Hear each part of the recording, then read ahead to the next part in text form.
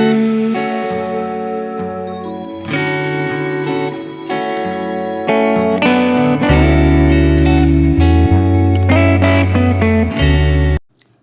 friends, welcome to Krish Cookingzone. நாம் இப்போ 5 star ஹோட்டலில் செய்யக்கூடிய ரெஸ்டாரண்ட்டில் செய்யக்கூடிய எறா வறுவல் எப்படி செய்கிறதுன்னு பார்க்கலாம். வாங்க இந்த வீடியோக்குள்ளே போகலாம். இதுக்கு 1/4 கிலோ எறா எடுத்திருக்கேன். எறா எப்படி உரிக்கிறதுன்னு தெரியலன்னா மேலே ஐ பட்டனில் லிங்க் கொடுத்துருக்கேன், போய் செக் பண்ணி பாருங்கள். இதுக்கு 3 ஸ்பூன் மிளகாத்தூள், 2 ஸ்பூன் கரம் மசாலா தூள், கட் பண்ண 2 வெங்காயம் விழுதா அரைச்சி வச்சுக்கோங்க. இஞ்சி பூண்டு பேஸ்ட் 1 ஸ்பூன், உப்பு தேவையான அளவு, கட் பண்ணி அரைச்ச வெங்காயம் சேர்த்துக்கோங்க. மிளகுத்தூள் 1 ஸ்பூன். இது எல்லாத்தையும் சேர்த்து நல்லா மிக்ஸ் பண்ணுங்க. இதுக்கு தண்ணி தேவையில்லை, எறாவிலே தண்ணி நிறையா ஊறும். இதில் 2 ஸ்பூன் எண்ணெய் ஊற்றிக்கோங்க. அப்போ தான் மசாலாவோடு சேர்ந்து கோட்டிங் நல்லா வரும், மசாலா எறாவோடு சேர்ந்து உதிராமல் இருக்கும். வீடியோவை ஸ்கிப் பண்ணாமல் கடைசி வரையும் பார்த்து நம்ம சேனலுக்கு கொஞ்சம் சப்போர்ட் பண்ணுங்கள். இது 1/4 மணி நேரம் நல்லா ஊறட்டும், அப்படியே மூடி வச்சுருங்க. இப்போ 1/4 மணி நேரம் ஆயிடுச்சு. மசாலா நல்லா எறாவோட மிக்ஸ் ஆகிடுச்சு.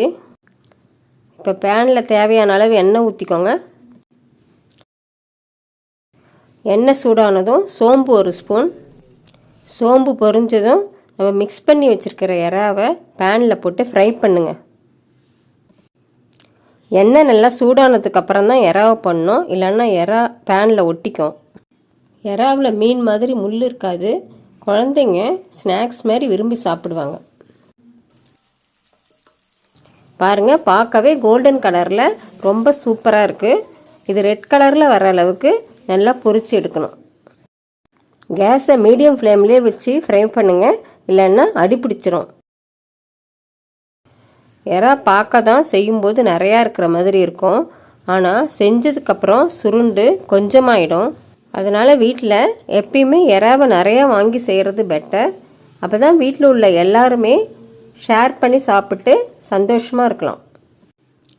நீங்கள் இதேமாரி கைப்பிடி வச்ச பேன் வச்சுருந்தீங்கன்னா எண்ணெய் எல்லா பக்கமும் போகிற அளவுக்கு நல்லா ஷேக் பண்ணி விடுங்க. அப்போ தான் எல்லா பக்கமும் சரிசமமாக வெந்திருக்கும்.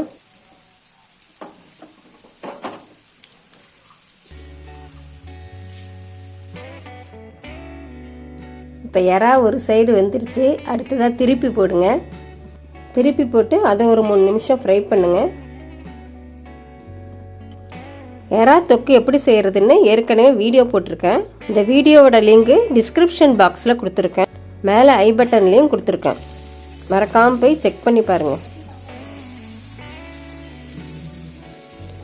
ஓரளவு எறாவும் மசாலாவும் சேர்ந்து ஃப்ரை ஆகிடுச்சு, அதனால் திருப்பி போடுங்க.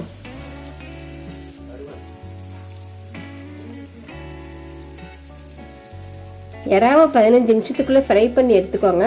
அதுக்கு மேலே ஃப்ரை பண்ணால் ரப்பர் மாதிரி சவுக்கு சவுக்குன்னு இருக்கும், சாப்பிடும்போது ஒரு டேஸ்டான ஃபீல் இருக்காது.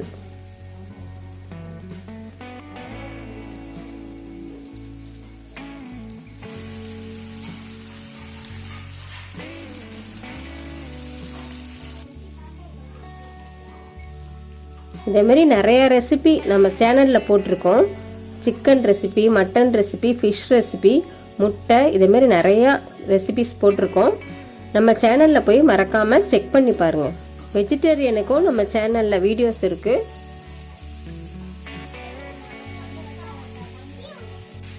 பத்து நிமிஷம் கழிச்சு ஒரு எறாவை எடுத்து அமுக்கி பாருங்கள். அது அமுங்குச்சுன்னா வெந்துடுச்சுன்னு அர்த்தம். இப்போ எறா நல்லா வெந்துடுச்சு, அதனால் மசாலாவோடு சேர்த்து நல்லா ஃப்ரை பண்ணி எடுத்துருங்க.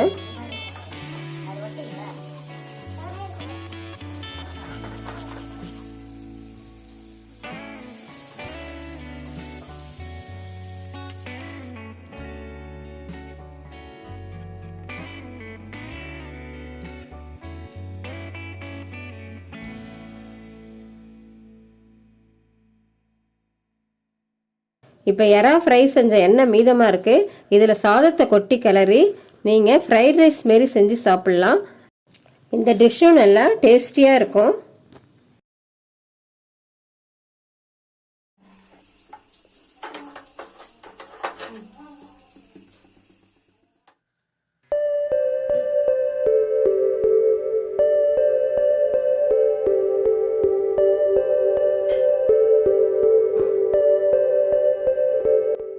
இப்போ 5 ஸ்டார் ஹோட்டல் ஸ்டைலில் ப்ரான் மசாலா ஃப்ரை ரெடி.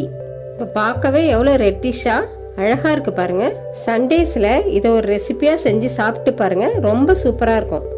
ஹோட்டலில் செய்கிற மாதிரி அதே மாதிரி வந்திருக்கு பாருங்கள். இந்த வீடியோ உங்களுக்கு பிடிச்சிருந்தா சப்ஸ்கிரைப் பண்ணி பக்கத்தில் உள்ள பெல் ஐக்கானை செலக்ட் பண்ணி ஆல்னு கிளிக் பண்ணுங்கள். அப்போ தான் நான் போடுற வீடியோ உடனுக்குடன் நோட்டிஃபிகேஷனாக உங்களுக்கு வந்து சேரும்.